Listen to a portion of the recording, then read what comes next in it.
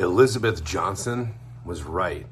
Our language about God functions.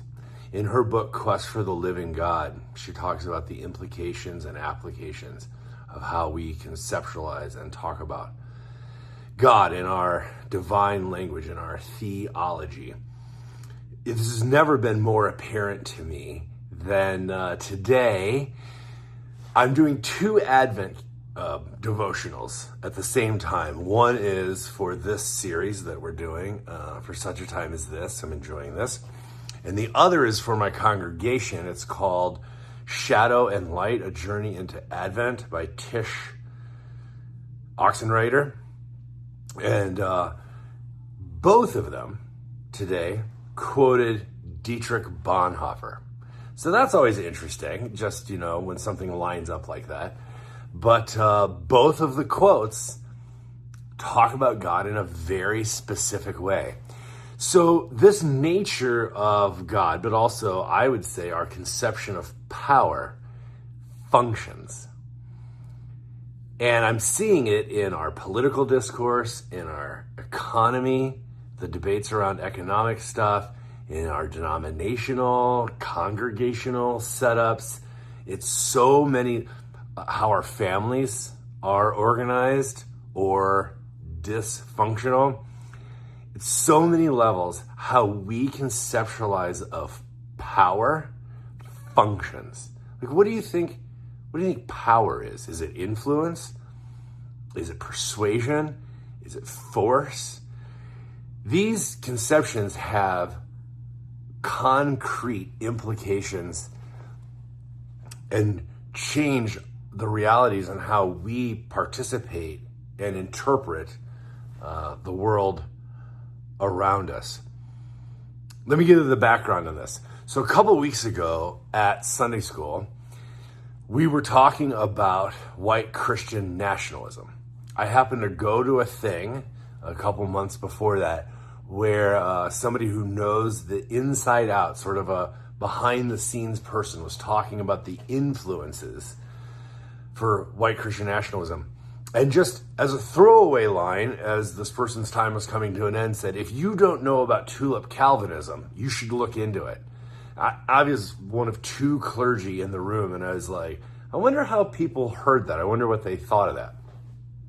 So I started looking into it. Turns out, tulip Calvinism, which I have to admit, I thought 30 years ago its influence was waning.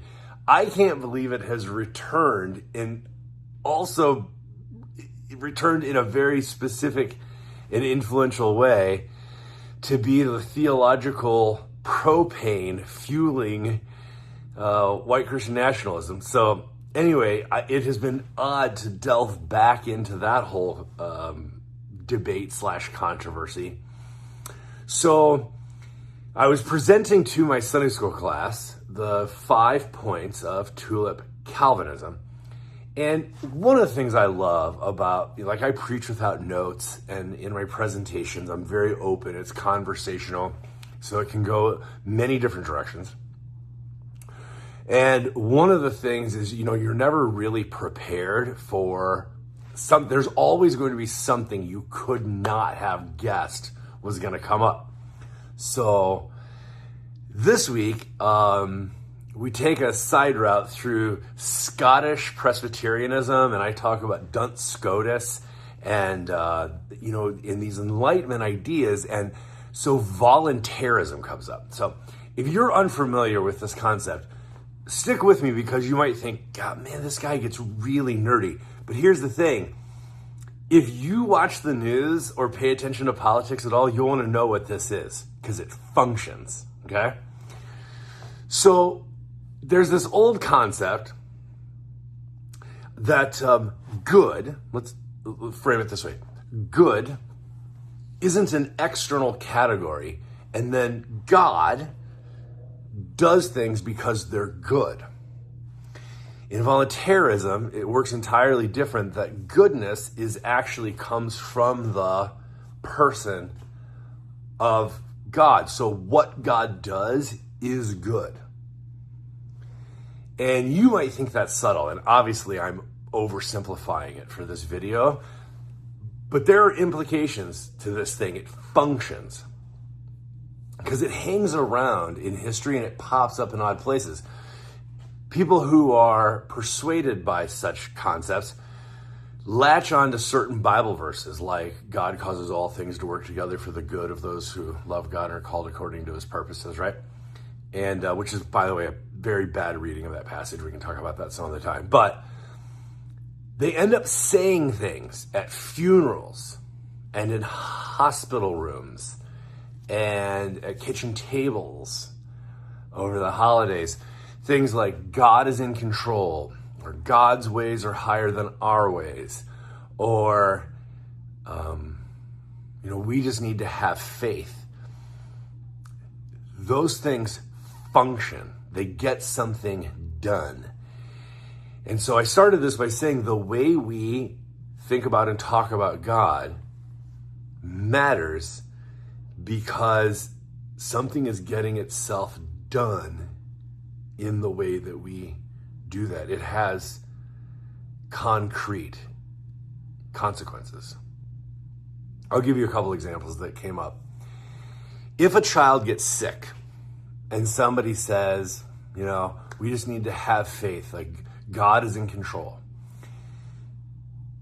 It's not that this category of good, which we think would be a child having a healthy childhood, and so God does the good, right? Like God would get that child back to health so they can have a healthy childhood. No. Whatever God does, that's good. So if God lets this child be sick or even gives this child a sickness, and that brings the family rallies around that child, or they are administering a blessing in the hospital and witness to other families who are there, that's good, right? I mean, I'm not being funny when I say this, but Sarah Palin is the perfect embodiment of this. She had this sort of an understanding of love and motherhood.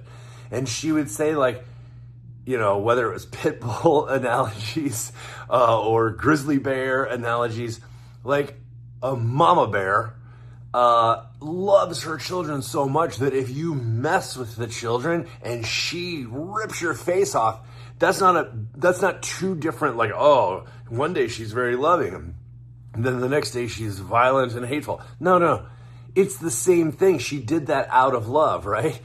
And so Sarah Palin for me is like a person who popularized this notion that it's good when the person who's good does it, right? That's the logical fallout, consequence, heritage from this mentality that whatever God does is good. So for instance, another one. If you elect in a democratic system an immoral person to be the leader, but who brings about the will of God, then it's good that that person's president, right? God did that to bring about God's will.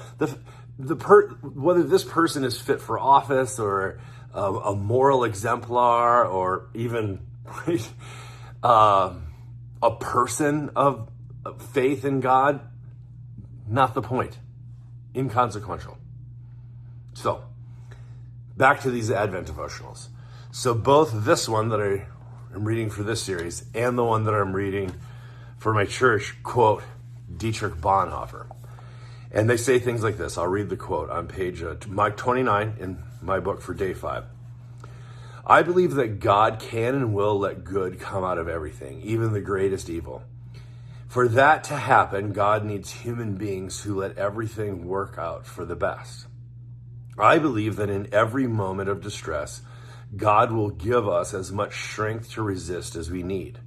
But it is not given to us in advance, lest we rely on ourselves and not on God alone. So I will be honest, both this quote and the one, I'll make it available. If you go to Substack or the WordPress, I'll make it available to you. The one in the shadow and light. Both of them have a sense of God and God's power that I'm not sure I subscribe to. I appreciate it. I aspire to it. I'm definitely not there. And so that's why I'm very aware that how you conceive of and talk about God functions. It gets something done. Interesting to think about.